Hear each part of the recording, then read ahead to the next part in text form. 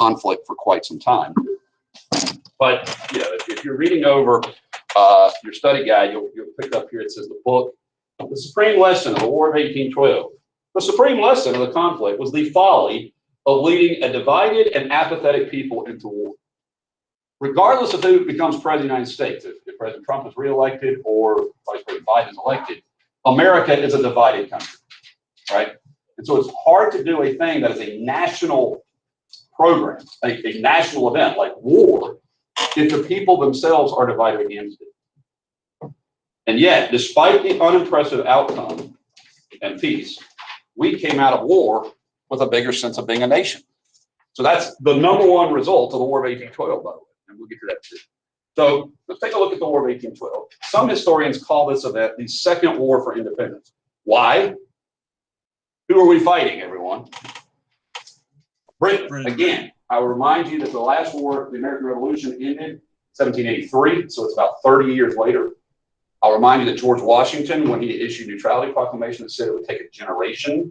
That's about 18 years, you know, from the time he said that to here. You know, so that's kind of like the writing was on the wall that this was coming. All right. We had virtually no army to speak. I mean, we had a very small army, and thus we were going to have to generate a much larger army. If you remember from our previous discussion, what does that lead President Madison to authorize? And the DBQ, by the way. We don't have an army hardly at all. So what is President? We draft, right. We're going to draft soldiers, okay, particularly and sailors. Very unpopular. But perhaps one of the worst mistakes we make is our strategy on how to fight the British. So what is our, oh, by the way, this is the election that brings Madison into office.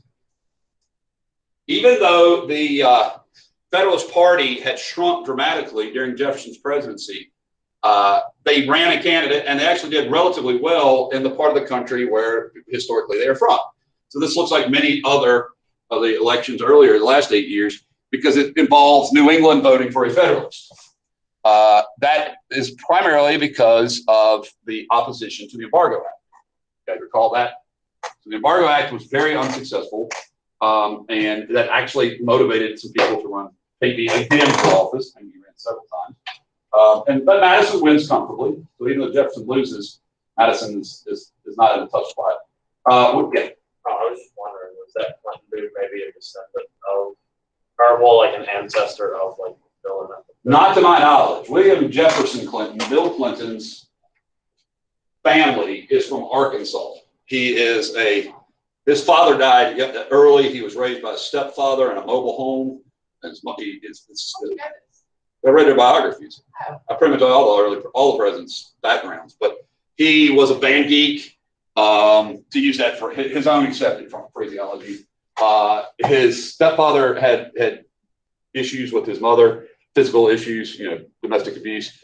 His brother was an alcoholic. So rural Arkansas, rural Ozarks, not upstate New York. Now those Clintons will, though, lead to the future governor. Actually, these are already governors of New York. But another governor of New York will build the Erie Canal. And so like this is his name is DeWitt Clinton. I have an ancestor who's named after him. You know, because that was such a big event, you know, this canal building. But nonetheless, I don't think he's related at all to William Jefferson Clinton. Madison's wife, Dolly, probably Madison, remember, is 5'3", 100 pounds, very shy, doesn't like to you know, talk loudly at all, very much a backroom wheeler dealer, you know. So one of the things at this time in history was whoever was the president was supposed to have a person who would host events, that, you know, state dinners, things like that, at the White House. Now, Jefferson was a widower, and so his niece, I think, no, his daughter, was like the first lady. Now, that doesn't mean they were, it just means that she was the social planner of the White House. And so Dolly Madison was perfect for this because she was very charming and popular, and people enjoyed her company. And so she kind of, while Madison was kind of the bookish, nerdy kind of dude in the background who didn't like to, she was very vivacious and able to get goodwill towards him, you know, so to speak, by people who consider it. Probably think of him kind of like a cold fish. Y'all know that expression? Have you ever met somebody who was really, really smart but they had no sort of social skills at all the time. So that's actually a thing. Are you guys aware of this? Like there's a term for intelligence, but missing in the emotional intelligence. I remember hearing it the other day. It'll come to me later, but well, that's an old expression for people who are not very warm, is that they kind of behave like a cold fish. John Adams had this same sort of outspokenly, well, no, Adams was volcanic in his temper, not so much Madison.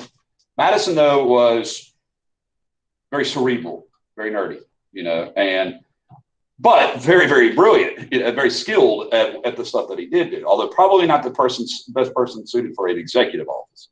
I mean, keep in mind, that's like a CEO, but nonetheless, he is, you learn about this in psychology. Yeah, it's called, there's a term for it. I'm drawing a blank on it, but it's like, it'll come to me in a minute, or maybe in a little while.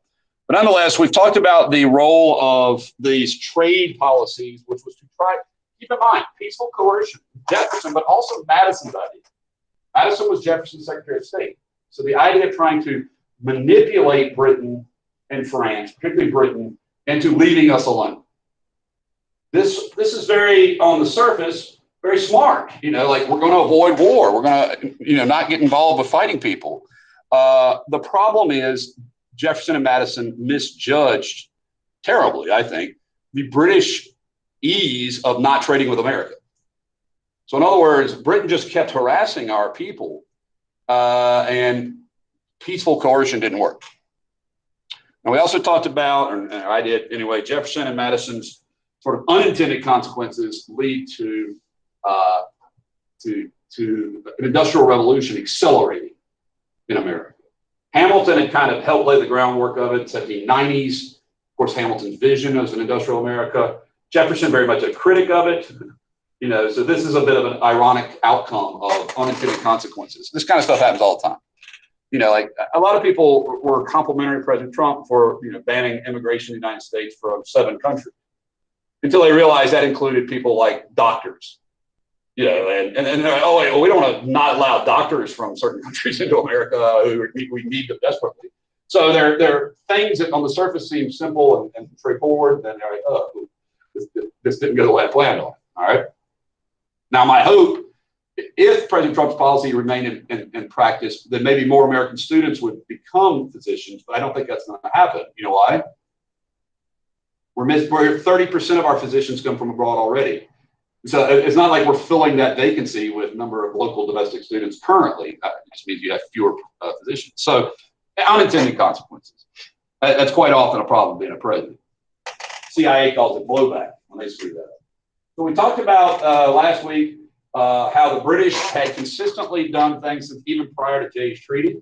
And that thing that was most obnoxious, at least for the frontier folk, was to arm this guy.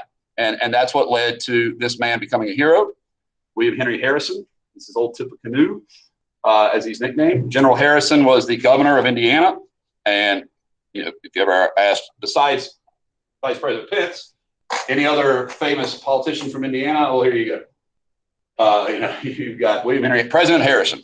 Technically, he was from Virginia. He's one of our 9 presidents, but he was born here, but like everybody else, migrated westward, it seems. So what the question I have here is, what role did he have in the War of 1812? We'll get to that, but particularly it's his conflict with this sort of confederation led by this Shawnee leader, Tecumseh, and his brother, the Prophet. So keep in mind, every time the Native Americans join together, they tend to be stronger, obviously, than when they fight each other. So this is the issue of tribal division versus tribal unity. But they lose. They lose to a force led by Harrison. And the battle in which they lose will later become a slogan for William Henry Harrison when he is General Harrison running for president, or I should say standing for president. Tippecanoe. All right. So I would know from this section, definitely know Tecumseh and the Prophet. They're the Shawnee chief and leader. How do you spell Tecumseh? T-E-C? Oh, it's up there. Yeah, T-E-C-U-M-S-E-H. Technically, they're in chapter 11, but I feel like Chapter 11 and 12 used to be combined, like the content, and that was way too much content. I think if they took the first part of chapter 12 and left it in chapter 11 would be better. In all honesty, I think Madison should just have his own chapter, but I guess they didn't feel like that before. So anywho, Tecumseh and the Prophet are defeated by Harrison. Now the War Hawks, which I think I put on the quiz already, are the people who were demanding that we go to war with the British. Talked about why they were outraged over Indians on the frontier. I didn't get all of it. Well, it's most important to me that, and this is online as well, but it's most important to me that you get Tecumseh and the Prophet are defeated by William Henry Harrison at Tippecanoe. All right, that's the key takeaway. Now, if you want to come back and recognize that Harrison becomes a national hero, this is really chapter 11 reading stuff, kind of like a review. So, in all honesty, we want to open with chapter 12. And that seems fitting. I guess maybe they put it in this chapter since it's the War of 1812. It's kind of easy to remember which chapter is the War of 1812. All right. But yeah, so he comes in, and in the Senate particularly, but also in the House, you have a new group of legislators, like the young guard, so to speak, they're called. And they are the generation of Americans, the first sort of like grown-up generation who didn't have a war.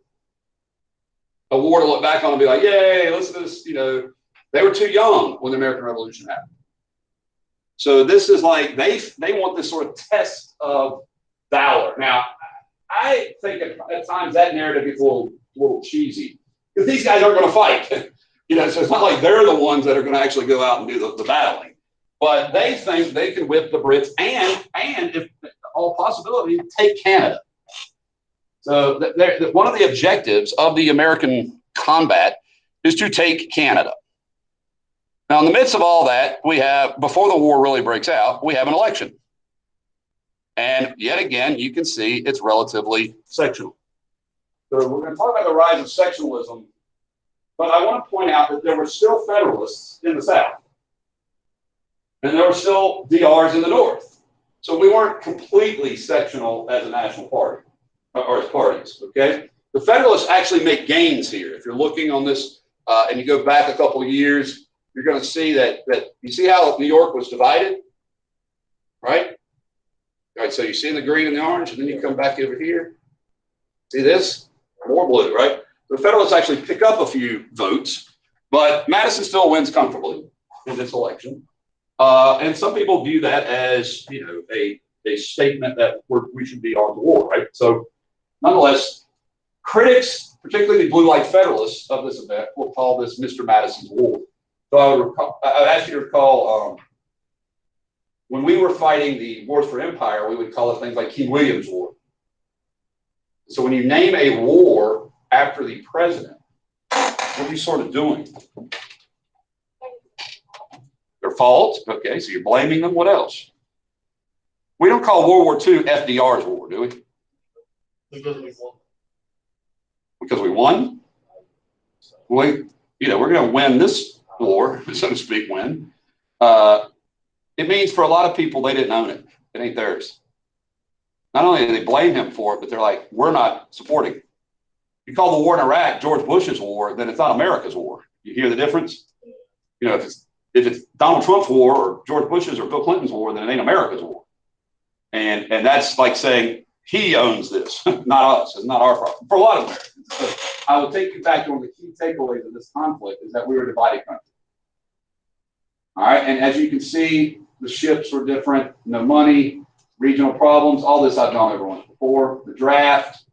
Okay, now let's get into the strategy of the war. So, unbelievably, our first major strategy is to invade Canada. Now, the reason I say this unbelievably, first of all, this doesn't work. When you invade Canada, it didn't work in the American Revolution. You guys remember Ethan Allen and Benedict Arnold? Didn't work then, all right? It's too much freaking wilderness. Secondly, we're supposed to be fighting this war as a defensive war against the British hostility. This doesn't sound like a defensive war if you're invading where? Invading Canada. And it's repulsed. If you look up there, it's turned back. Now, we do fairly well in Indiana, which is the one place where we need to do, but we don't do very well on the shores of Lake Erie. in the shores of Lake Ontario, except for we have a hero emerge on the water. And so I do want to point that out, okay? So here is our attempt, all right? But if you see this, all three of these attempts failed, all right? In other words, we are not successful in invading Canada. And it's almost reminiscent of our American strategy in the French and Indian War when General Braddock tried to fight all over the place at once. You guys recall that? It's like a divided effort, and thus it doesn't work very well. Now, the good news is we're going to pick up a naval victory here. I have a naval victory here. You're going to have a naval victory on Lake Erie. You see that? And so we do get one victory here that's so important. Now, we also later get a defeat of the Native Americans here.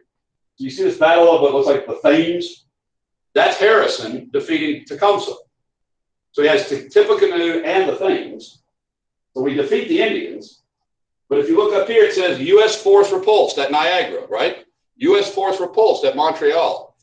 But if you come down here, it doesn't say U.S. force repulsed at Detroit. Does it? And the reason for that is the stunning success of a fellow named Oliver Hazard Perry. So this is our first Commodore Perry. His brother will be another famous Commodore Perry who will open trade with Japan. But this is O.H. Perry. And because he wins this key battle on Lake Erie, the British kind of abandon it. Okay? And because they abandon it, that's when Tecumseh is defeated here. So we did get a victory here. Now, we don't successfully invade where? Canada. Yeah, Canada's not invaded. We repulse the British, but that's about the extent of it. We keep the British out of Michigan or out of Ohio. And that's useful because at the end of the war, we're going to make a decision with the Brits to no longer fight in the Great Lakes, ever. So we don't have like naval forces, you know, facing down Canadian navies. But hey, don't laugh, man. This guy, I mean, Lake Michigan is comparable, Lake Superior comparable, you know, to like what would be conflict in the Black Sea, you know, like the Crimea. But because it's, well, Canada, we don't have that problem. All right. They wanted to add territory, and they thought the Canadians would be ripe for wanting to fight the British, and that proved out not to be correct. You know, like the Canadians don't want to like trade the British for us. You know, like that wasn't really the objective there. So did British own all of like same modern day Canada? Pretty much, and Oregon. Oh, and Oregon, and the Pacific Northwest was British, basically.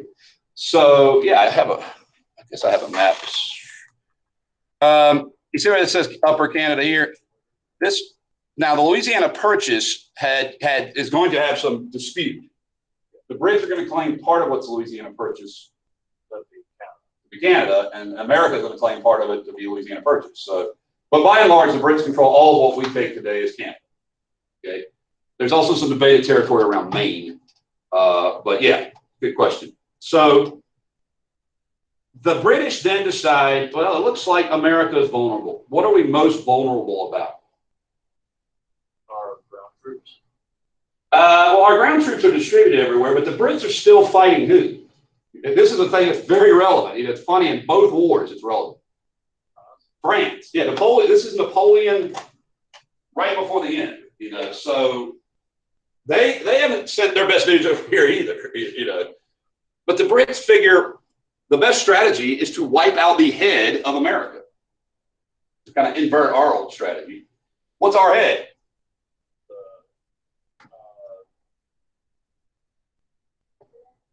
White House. Look at the red dots. The White House, the president, the Congress. You said it. Very good. Yeah, so this is phase one, just like the American Revolution was up here at the top, right?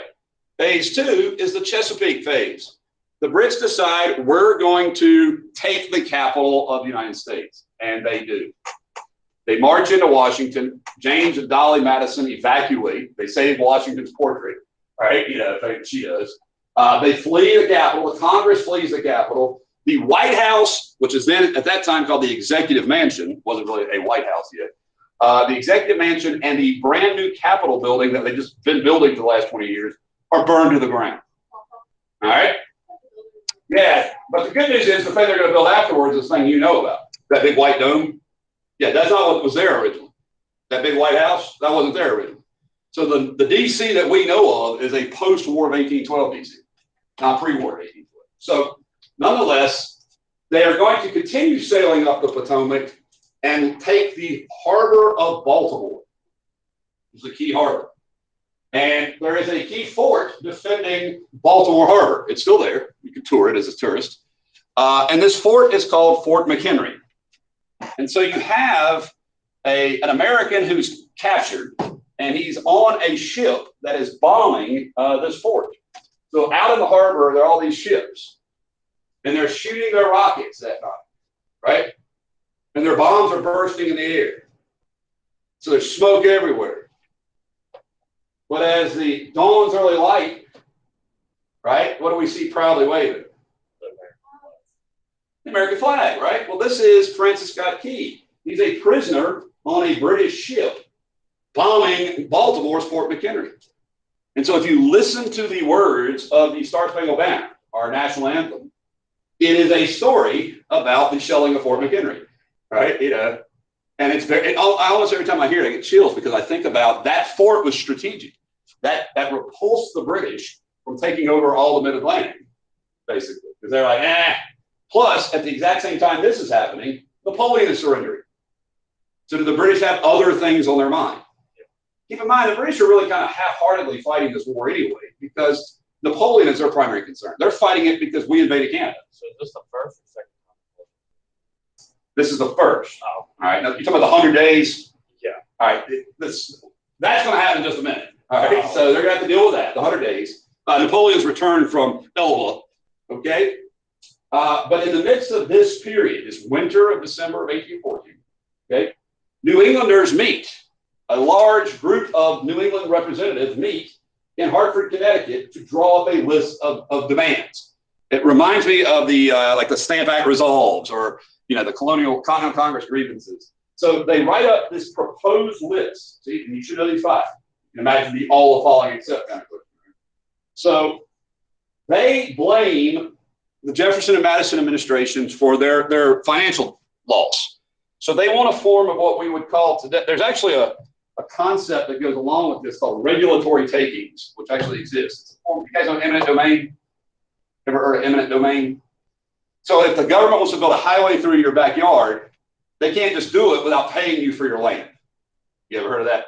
Like when they built the bypass out here from Bear Hill, they paid farmers for their land because were they going to take away their land by using it for the highway?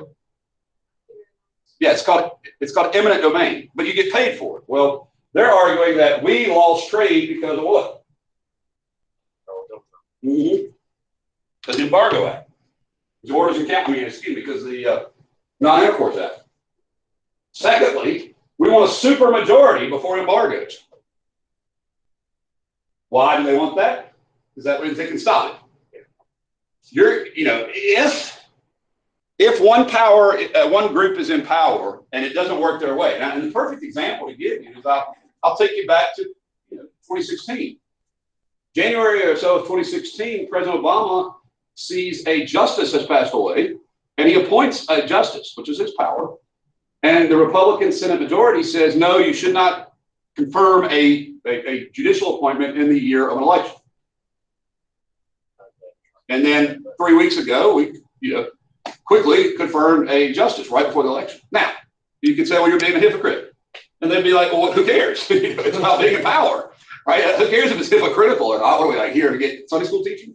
Like this, they're not worried about being hypocritical. They want to get power. So these guys recognize that this makes government harder to operate. Why is that noteworthy? Why is it noteworthy that the Federalists are proposing a way to make it harder for the government? Because they're trying to make it more strict. Yeah, they're trying to limit it. Trying to limit the government. See, it's stronger, but it's benefiting their adversary. Historically, the Federalists were open to a weak interpretation, which made a strong government. But it's not suiting their interests, their parochial or local interests. Revoke the 3/5 compromise. Why?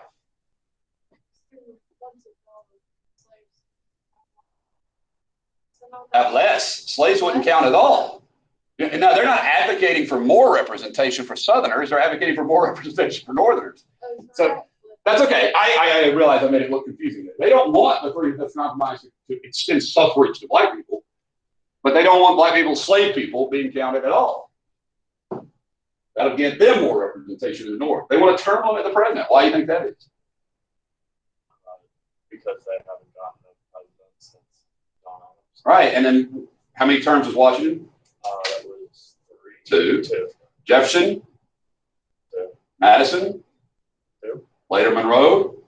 So you understand, like, all those guys were Southerners. All those guys were Virginians. So you're like, we're never going to be president at the rate we're going. And they don't want him from where? Let's point it out. From the same state. This would be like, so they're actually trying to weaken the national government and strengthen New England. That's fine. That's regional interest. Yep. So the thing about it is just 20 years before, they're like, don't worry about regional interests. It should all be about the what? National interest. And I'm telling you guys, and I know people don't like it because it points out people's hypocrisy and people's cynicism. But when you tell people that the Civil War was not fought over states' rights, it's because it was not fought over states' rights. It was fought over the right to possess and own slaves. That's not the same thing as states' rights. States' rights is a constitutional philosophy. The people fighting the Civil War were not fighting a philosophical reason over constitutional interpretation. They were fighting whether or not they could keep their property. That's a completely different thing, right? But it makes very much more easy excuse when you say it's states' rights. Well, if they were fighting for states' rights, they would have defended New England's right to enforce, or not enforce, I should say, slave running law. So that goes back to New England Federalists have turned into a regional small government party. So it's not being unprincipled, it's changing your principles, right? If your principles don't benefit you, why have them, right? But then people should know that. They should recognize that it's not a principled statement. These are not principled positions. These are what? This is survival. The Federalists are about to die as a party. And I guarantee you, if either party in our country today thought they were dying, they would come up with ways to try to keep themselves alive. You understand? Like, that's just the way politics works. So I don't make it does. It sounds cynical, but it's history. The way it works. Okay? Now, Napoleon has been defeated. Who arrives at the exact time when that happens? John Quincy Adams. What's he doing there? He's going to help negotiate the end to the War of 1812. Okay? He and a guy, James Monroe. So Monroe and Adams are over here in Ghent, Belgium. That's how you pronounce that, Ghent. They're in Ghent, Belgium, and they have been negotiating with the Brits. Are the Brits over it? Are they done with this war? Yes. They want to rebuild Europe. They're getting ready to have something called the Congress of Vienna. All right, Castlereagh, the British leader, like prime minister guy, foreign minister, these guys want to move beyond this conflict. Okay? So what do they agree to at the Treaty of Ghent? Nothing. Hardly at all. If you look it up, very little is determined here. Now, notice it's Christmas Eve, right? So Christmas Eve, you got these guys hanging out, okay? And they're like, hey, let's just stop fighting. And we're like, yes. Can we do that? Can we just stop fighting? So that would be excellent, right? So if you're in your text and you look on page 231, the War of 1812 only involved 6,000 people killed or wounded, right? Keep in mind, 6,000 men killed or wounded, while Napoleon invaded, it says, with 500,000 into Russia. So is this a huge event for for the Brits? Do they care that much about it? So they don't get much from it. But then again, they don't ask what. Here's what it says. The Treaty of Ghent was essentially an armistice. You guys know what an armistice is? It's what we ended the Korean War. It's like, I was going to say, the Germans thought they ended World War I with an armistice. In fact, we used to call November 11th Armistice Day. Anybody online want to know what an armistice is? Is it a treaty to stop fighting? Yeah, it's just an agreement to stop fighting. It's not a win or a loss. It's just we're done. We're over it. All right. So they agree to stop fighting. They don't do anything about the Indians. They don't do anything about impressment, about taking ships. They sure as heck don't take over where? Canada. Right? But then this happens. This is interesting. This is weird, isn't it? What's happening? They betray the treaty? No, they don't betray the treaty. Keep in mind, this is British forces. The forces that defeated Napoleon, mind you. This is a unit or series of units that actually did fight the French. They're in New Orleans. They're marching towards the Rodriguez Canal. This guy is on the ramparts with every freaking dude he can find in New Orleans.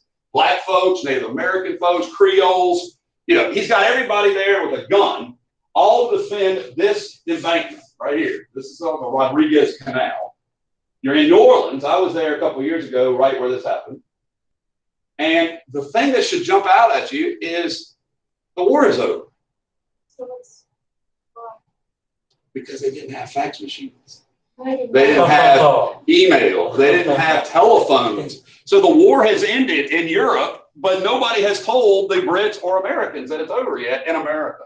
So this battle actually takes place after the War of 1812 is over. But of all the battles, now again, I give Oliver Hazard Perry a shout out. He's a pretty important naval battle. And Old Ironside, I should always mention that we got a few boats that did okay. Old Ironside. But this is an extraordinary victory led by General Andrew Jackson. That name should ring a bell. His unit, which is made up of everybody from the Southwest, basically they could find, Louisiana find, defeats a crack force of British soldiers. Now, the Brits are arrogantly stupid in this battle. They send a sequence of very strong forces across a wide open field, and our guys shoot them out by the eyeballs. I mean, we're talking at 100 and 200 yards, they're starting to picking off people with rifles, you know, handmade rifles at times. So they're just massacring the British, and the British have to retreat. Now, this is why some people consider the War of 1812 a win. Okay, because they retreat back to their ships.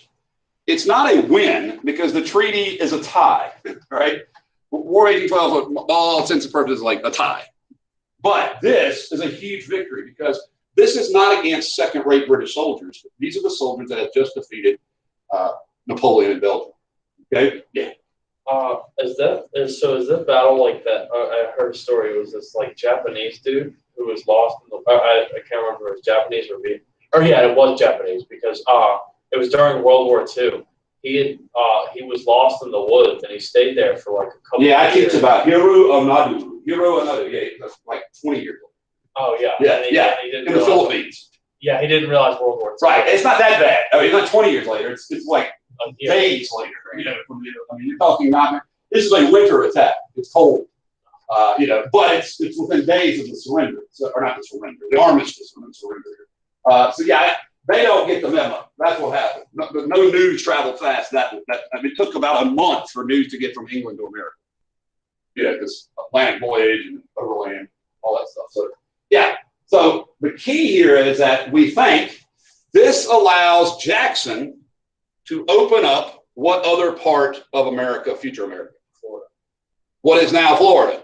See this right here? If Jackson doesn't win the Battle of New Orleans, that would be much harder to acquire. Some people say it's Jackson's victory in New Orleans that secures us the right to the Louisiana Purchase.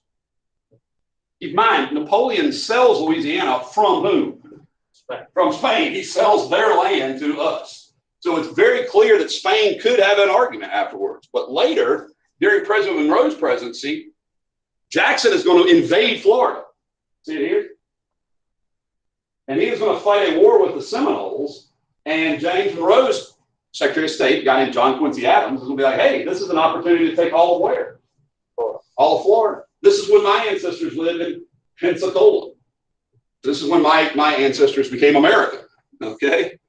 So yeah, it's pretty cool. Jackson, man, his victory here, first of all, it makes him a household name.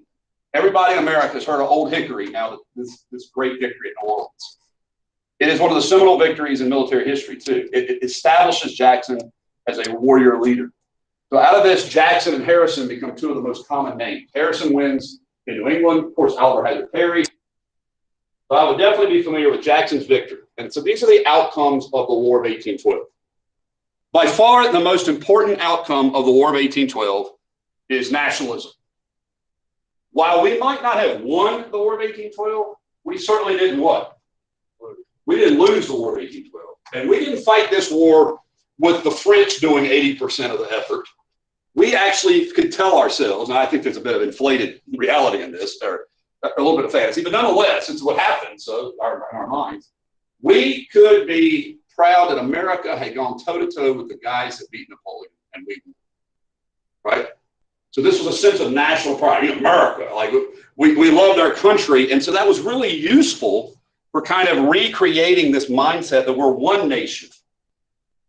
Okay. One of our heroes of the naval victory had fought in the Tripolitan Wars and some other naval battles. His name's Stephen Decatur, place in Illinois named after him. And he said, our country, right or wrong, but our country, meaning it's not quite the same as love it or leave it, but it's the same as saying we are a nation. We're one country, and it's our country, nobody else's. So, you know, this is a pride in nation. A new group of heroes, Harrison, Jackson, Perry. Two of these guys will be president. Okay. It's the defeat of the British, or again, I'm neutral on calling it a defeat. It's the fighting the British to a standstill that makes the world step up and recognize America is not some sort of backwoods nowhere. You know, we're a major player now. Now, we're not going to take that role. We're not going to say, hey, we now want to be one of the players in the international stage, but other countries aren't going to mess with us. You understand? Certainly one of the greatest outcomes is the national anthem. It becomes our national anthem. It's actually written to the tune of a British tavern song, like a drunk song, you know, but it's hard to get out to sing if you've ever tried. We're going to get into this in the chapter on culture, chapter 15, a whole new form of American culture. Prior to this, American culture was derivative. We did what? We followed, the old cultures. They imitated what they did over yonder. You know, now we're going to invent our own culture, distinctive culture. We're going to get a new capital, and it's the one I was telling you about. Now, it's going to take them a while. They don't finish the Capitol dome of the Washington Congress building until after the Civil War. You know, so 1865 kind of time period. But perhaps economically, the most important outcome is between the embargo and the War of 1812, what do Americans have to do? We have to make our own stuff. That's right. And so this creates an enormous growth in industry. You'll have the first major textile mills in America, the spread of industry throughout New England, even into Philadelphia. So in many ways, when we call this America's second war for independence, it's almost like America's graduating from high school. If you can think of Washington as our parent, all right, while we're in elementary school, okay? Jefferson handles us sort of in our unruly phase and kind of gets us back to middle school, right? And now we're graduating to being a grown-up.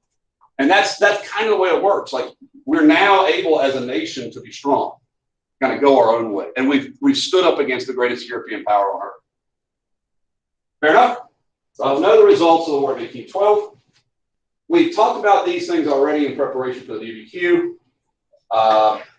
Hartford Convention, I went over today. Domestic policy. Gallatin is essential that you pick up on him. He is part of the great triumph, the great three people, you know, of Jefferson, Madison, and Gallatin. That's the Secretary of the Treasury.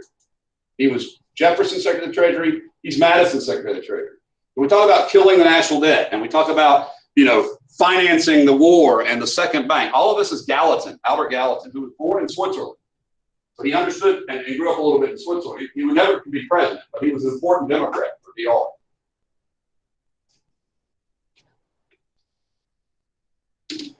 Madison is unpredictable to some degree on his interpretation of the Constitution. Keep in mind, though, whenever Madison vetoes a bill, he does it because he believes it's what? It will not be until Andrew Jackson that you start seeing presidents veto bills because they find them distasteful. They don't like them. So, in other words, he doesn't think that it's within the power of the United States to distribute funds to individual states. Today we do it all the time, about earmarks. All right, but back then it was not normal. Okay, so let's conclude this PowerPoint, and I do want to do a little bit more today since I have time. So I'm going to shift to another PowerPoint, which I put up, and it's on the death of the Federalist Party.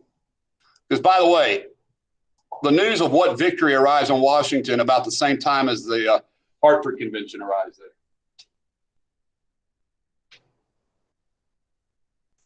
Hartford Convention thinks they can leverage us not doing that well, the burning of Washington, things like that, right? But then what's happened by the spring of 1815? You guys got to keep up with the chronology. It's the Battle of New Orleans. So we're in a position of power, and the Federalists want to do what? They arrive just in time to try to weaken central authority and national authority, and we're in a new period of nationalism. Like, yeah, we're shut up. And so they don't have much impact. In fact, they're so unsuccessful, they cease to be a party. And so this decade of the 1820s becomes known as the era of good feelings. Let that sink in. The era of good feelings. So there are two ways you can remember this. It's James Monroe's presidency. He's president from 1817 to 1825. So the Monroe administration is called the era of good feelings. That's usually what we associate with. Historians call it that, not because it actually was not marked by some bad feelings. There were some really bad feelings during this period over some issues, but because there is only one party. Everybody hear that? Yeah. So it is the temporary death of the two-party system. Everybody will be some form of national Republican or Democratic Republican. They'll all be in the same party. That's astonishing. You know, one party. It's going to lead to a pretty amazing election in 1860. Now, one of the hallmarks of this period, and we're going to come back and talk about this on multiple occasions, is a desire to create a new nation economically. Now, the idea of what becomes known as the American system has been created already by Alexander Hamilton. But the language of it, you need to know. This is the first time that Henry Clay is going to step onto the stage. Henry Clay will be one of those great almost presidents. He's going to run for president 3 times. He's going to almost win a couple times. But he is an enormously influential senator from Kentucky. Everybody hear that? Kentucky. So he represents the West. His friends called him Harry. That was common for Henry. I don't know why. But Henry Clay is, but there are more, at one point there were more counties in America named after him than any other senator. Washington counties and Clay County. They're all over the place. Right? Yeah. So he has an idea, which is almost like triangular trade. So everybody let that sink in. How many regions of the United States are there? Distinctive regions at this time. He viewed 3. The North. What kind of economic system? That's like Yes, very good. Manufacturing, industrial. The South. 1793, the invention of the cotton gin. So very, very much agricultural, cash crop. Cotton, tobacco, what's degree rice, right? So broad-based cash crops. What's this? The West. What's the West going to produce? Corn and wheat to feed the factories, feed the slaves. So do you see the triangle? Southern textile cotton will go to northern textile mills. The clothing will be then sold to the West and the South, right? The South will provide the raw material. They'll get their food from the West, as will the North. So Clay is actually finding a way to create a national economy, a nation-wide, not a regional or sectional, but where all the sections connect, okay, with canals and roads and bridges, infrastructure.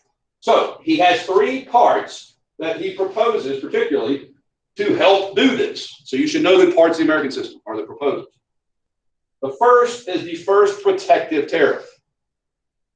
Okay, you go back to the Madison presidency, he allows this to pass, remember?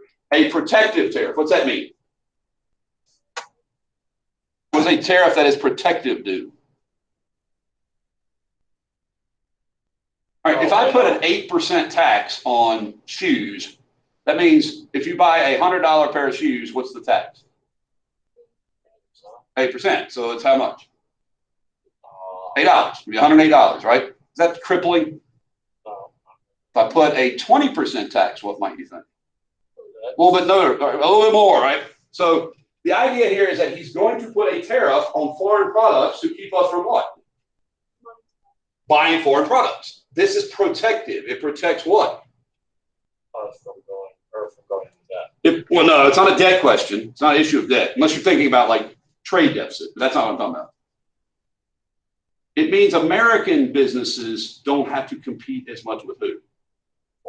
They're protected from foreign competition. We call this later in history protectionism. It's the antithesis of free trade. Free trade means no taxes on foreign stuff. So the tariff of 1816 is the first protective tariff, designed not solely to raise revenue. Hamilton's tariff of 1790 was a revenue tariff. I mean, just I want some money for the government, like taxes. This is meant more. This is like mercantile stuff. You understand? Like, don't buy foreign stuff. Now, it doesn't say you can't buy it. It says if you buy foreign products, what? They go up. It'll be exclusive, right? He is the one who proposes the recharter of the Bank of the United States. Why do you do this? Why the bus? Why do we need? It's called I call it the bus. Bank of the United States bus. Why do a bus, y'all? Okay, so I know that it's hard for. I mean, y'all are fairly well educated, but still, your lack of knowledge of capital isn't surprising. You're not like going out and starting businesses when you're 15. So to get money to invest from somewhere, you either have private investors who are like chilling, looking for people to loan money to, or you borrow it from a what? A bank. And in America, banking had been moving along with the Bank of the United States because it was a good source of capital. Capitalism needs capital. What's capital? Have you ever heard the expression, you need to have money to make money? Yeah. That's capital. You need to have capital to make money, you know. So usually rich people aren't stupid. They're rich for a reason, usually. I mean, they might have been born into it. But nonetheless, they want to use their money to make more money. And if I loan you money on a sound foundation, good idea, am I going to get my money back plus? That's how I make money, right? Well, we need a bank to take the federal's money, the whole government's money, to do what? Well, they do that too, but you're missing it. The money that the federal government takes in goes into the bus. So far, so good? Yeah. Into the bank. The bank can then take some of that money and do what with it? What do banks do with money? Loan them. All right, so they're taking the federal government's money that's been deposited there. They give the federal government a small amount of interest on holding it, and they loan it out at a higher rate of interest. So that means the government's not directly loaning you money, but what is? The bank. And the bank will loan it to people who are safe bets. You follow? Yeah. So that leads to the availability of what word? Capital. You can't have capitalism without capital. People can't just walk out and like build a factory. We're opening some furniture factory out here in Axton. You guys see that? Oh yeah, like they're locating 200 jobs here in Axton. It's great. Our state is giving them $260,000 to help them come right here. So governments have been supporting capital for quite some time. But instead of the state loaning you money or giving you money, it would be through a bank. See the difference? Yes. So that means more money for investment. More money for investment means more factories, more iron ore mines, right? More coal mines. And then lastly, you got to connect all this stuff. So you build what? The roads. The problem is, what did Madison do with a lot of roads? He vetoed them. We built one road during this entire period as a nation. It's called the National Road. All right, it's easy to remember. I thought you said he vetoed things that were Well, he considered almost every other, that's what I mean, he vetoed everything that was built a state road. He only allowed, well, and actually this is past here in Monroe, they allowed one road to be built, and that was a highway financed by the federal government that would be going through multiple. Yes, it's an interstate, literally. So it went from Cumberland, Maryland to Vidalia, Illinois. And so they sometimes call the national road, and you can write this in parentheses, the Cumberland Road. Cumberland Road. Okay? Here's a sort of pastoral representation of it. Factories and cities, canals, like roads on water. And so this would be an attempt to create a nation, bind a nation together. Henry Clay deserves a lot of credit for this. And again, this was sort of Hamilton's brainchild, but Hamilton never verbalized it quite like this. The problem was it kind of left who in the lurch. Right. Clay's folks are going to get some good stuff. Yeah. The South wasn't getting the best deal out of this. They're buying from who? They're buying from the North the clothing. They're buying from the West the grain. And they're selling cotton. Well, only a handful of people actually own the cotton fields.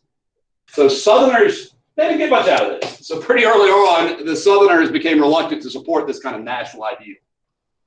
And part of the problem is because we didn't diversify. You guys know that phrase? Yeah, our economy was in no means diverse down here. Of course, slavery is utterly detrimental to capitalism too. Because nobody can get a job. You're competing with what?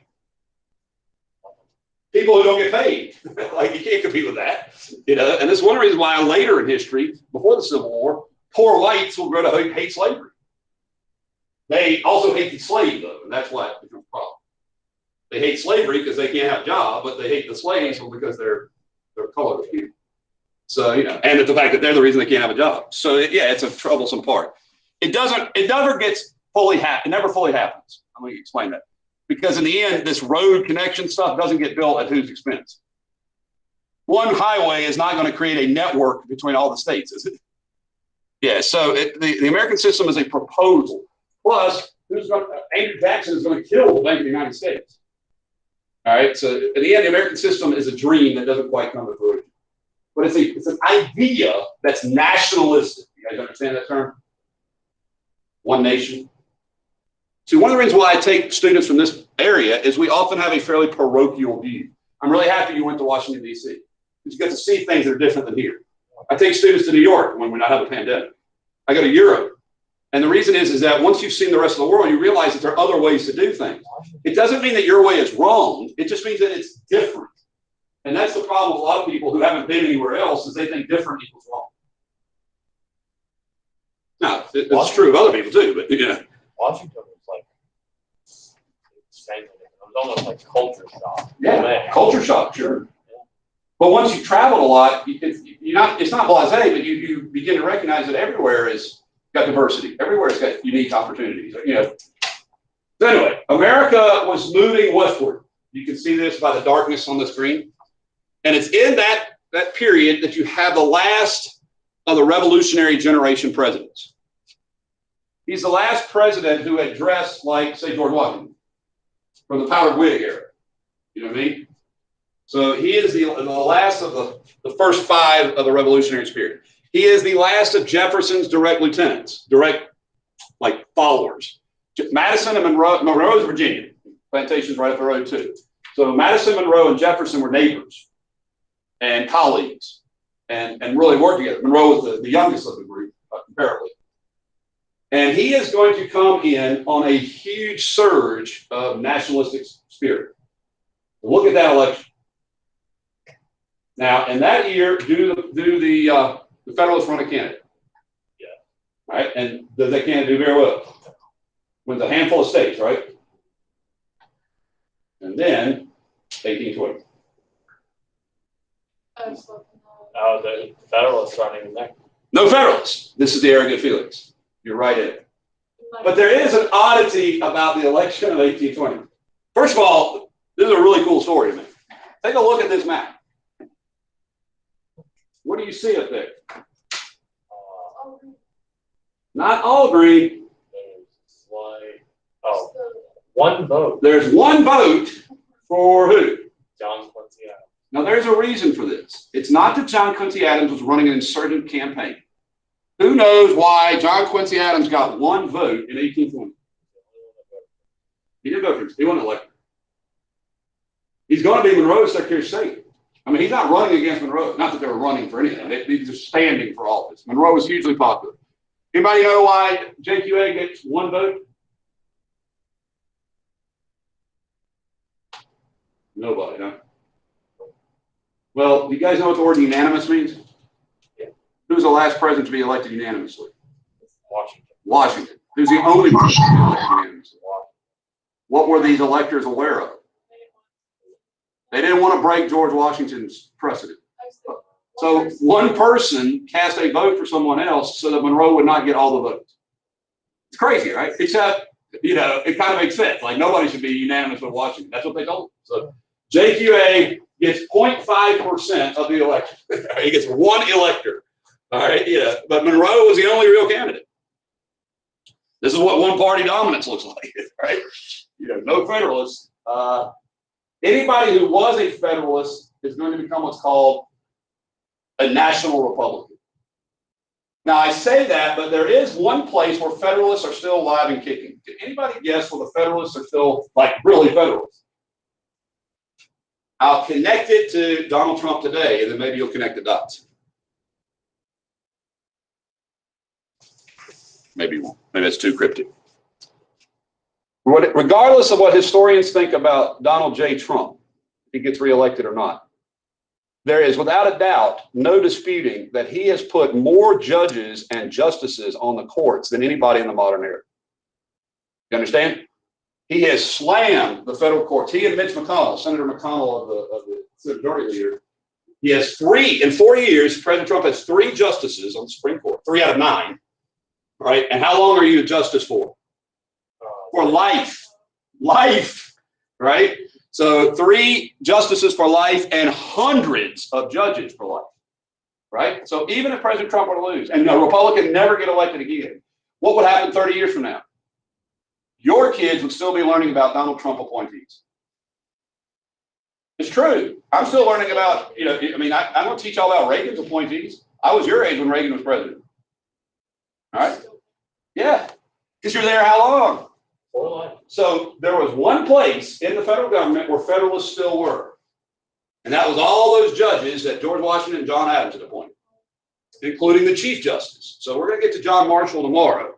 John Marshall, of the very famous Marbury versus Madison, is still John Marshall. He's still the Chief Justice of the Supreme Court. Okay? And I told you that while it seems like an era of good feelings, that's what it's called, because of what? You have one party, right? It is the first economic crisis in American history. Now, we used to call our depressions panics. Before we used the name depression or recession, we called them panics. So allow me to indulge for a minute here. Those of you guys that are working from home are not going to be able to see this, but this stuff is practically stained on my board. I wrote that in March of 2020. So, yeah, that is some 8-month-old note taker right there. So I'm going to just do like this. And so a trough, an economic trough, is a valley, right? So that's 1819, 1837, 1857, 1873, 1893, 1907. 1929. Do you get the hang of it? Yeah. What happens about every 20 years in American history? We have some sort of economic downturn, right? I can take it all the way up to the last one in 07.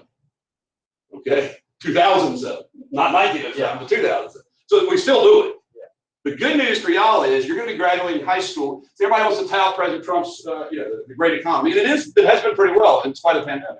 But if you look at any curve of the economy since 07 and 8 is when it troughed, when it went out. 09 is the bottom, and then what has it been doing since 09? Recovering. So you should be graduating high school right around the peak. So that means you should get hired, and all these baby boomers are retiring, and, and you just want to hold on to the savings, because then a couple years later, because what happens is, and this is the cause of the Panic of 1819, In fact, this is the cause of every panic ever in a capitalist society. Write this word down. It is your mantra. Over speculation. All right. So then it means you have to know what over speculation means. What's over speculation? Is it when they think the panic's going to happen one time? What happens? Well, in 1819, it's over speculation in land on the frontiers. That's the number one cause. Here's how it works. When I buy land, it's because I want to live on it. But there are people who buy the land because they want to sell it. And sometimes they buy too much of the land and there are not enough people to what? Sell it to. Sell it to, and then that means they have to pay the bill on it. And were they prepared to pay the bill? So then they go broke. So that's called over speculation, where you go beyond reason. Problem is, while you're in it, people don't necessarily realize they're being irrational. Nobody's like, oh, gee, I'm risking everything. Everybody else is making money. What? So should I. So what happened is, with all that wonderful land of the Louisiana Purchase, of the Northwest Ordinance, of the Southwest Territory, all this land, that meant speculators would go buy the land. Have you ever seen like flip this house? Like you buy a house for cheap and then try to sell it for more, flip it. Well, that's what they're trying to do. They're trying to flip land. Okay. The problem is, if you can't flip it, do you have to pay the bill? Yeah. Well, they couldn't. And when they didn't pay the bill, that means the bank said, well, I need my money from somewhere. And guess what? Other people try to sell theirs and there was no one to buy. So over speculation means too much supply outpaces what? Outpaces demand. You bought up too much shares of whatever. You bought up too much land of whatever. And every depression in American history and history is due to this. So my recommendation for you is, if it sounds too good to be true, you're probably too late to the game. You understand? You do not want to be stuck holding a bag on a mortgage or a lease that you don't have the money to pay for. But of course, with all forms of capitalism, there's a bit of risk. You don't know really exactly when the bubble is going to what. Right. And so what happened was, throughout the 18 teens. Now, if you notice it, and I'll give you another example. If you look during this period, people couldn't afford land, so they demanded cheaper land. The Land Act of 1820 said you can buy it for $1.25 an acre, but you got to pay in cash. This meant no what? No borrowing. You got to pay in cash, right? So that was the idea. Okay. Now, another reason why the period of the 1820s was not totally, you need to write this one down too, guys, was not totally, in fact, we're going to close with this one. These next two notes. The reason why the era of good feelings had some bad feelings in it was there were some Northerners who said, hey, in this Louisiana Purchase, there shouldn't be slavery. You may recall in the Northwest Ordinance, there was no what? So the first place to ask for particular statehood was where? That is Missouri. Missouri, as they say there. Missouri is the first place outside of Louisiana that was petitioning for statehood. Now, Louisiana was already there and already had slaves. So Northerners were concerned that what would just sort of fill up all these wonderful agricultural territories. Northerners were afraid that what would fill it up? Oh, Southern. Slavery. Because here's the thing, guys. If you're from Ohio or Indiana or Western Kentucky, you don't want to compete with slavery. You're a poor white farmer. You're a homesteader. It's not that you're an abolitionist. People get this confused. You can oppose slavery and have nothing to do with race about it. Because there were people who were very much opposed to slavery, but they, not because they were abolitionists, but because they didn't want to compete with it. I mean, if how many acres do you need for like a plantation? Like 10,000. So if I'm a homesteader who wants 100 acres, am I going to be able to afford 100 acres when there's this rich dude buying 10,000 acres? You guys get this, right? Like, rich plantation owners basically wiped out small scale farming. You know, like, it just doesn't happen. So several of these northern folks are like, we shouldn't let slavery be here. It's too much competition. And plus it's evil, you know, someone would say, right? It's terrible. So you had a senator named Talmadge who makes a proposal. He says, all slaves born in Missouri would be free at the age of 25. You might, at that time in history, if you were born to a slave mother, you were a slave, right? The House passed this, but the Senate didn't. And this is the first time you start to see what we will call, perhaps from now on, a sectional balance. Who had the more population, North or South? North, from then on, the larger population. But they had equal representation where? In the Senate. Very good. So if you have 10 northern states and 10 southern states, they could cancel each other out. And that's what they did. All the time. Yeah, right. And so this is why the Senate was so important for Southerners. It was a way to check. Keep in mind, it looks very clear that even if Joe Biden wins, the Republicans will remain in the majority in the Senate, which means will they be able to stop a lot of what he wants to do? Yeah, we have what's called divided government. That's what that is. That's a condition that we're quite used to. All right. So there was divided government.